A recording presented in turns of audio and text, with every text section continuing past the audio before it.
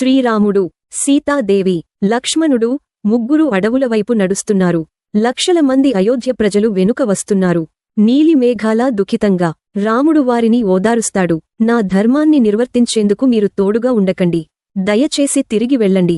ఆయన మాటలతో ప్రజలు కన్నీటి పర్యవసానంలో తిరిగి వెళతారు. శృంగవేరపురం, గుహుడి సంభాషణ. గంగానది ఒడ్డున ఉన్న గ్రామం శృంగవేరపురం. అక్కడ రాముడు గుహుడు అనే వనవాసి రాజును కలుస్తాడు.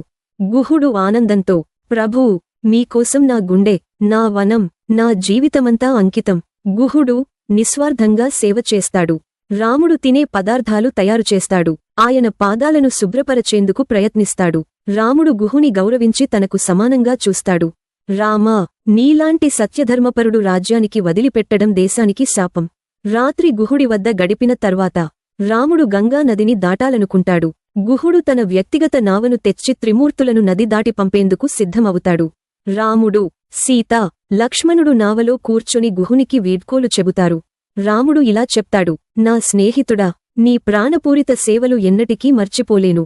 మళ్ళీ కలుద్దాం. గుహుడు కంటతడి పట్టలేక నావ వెనకాలకి చూస్తూ నిలుస్తాడు. అరణ్యప్రవేశం, వనవాసం మొదటి అడుగులు.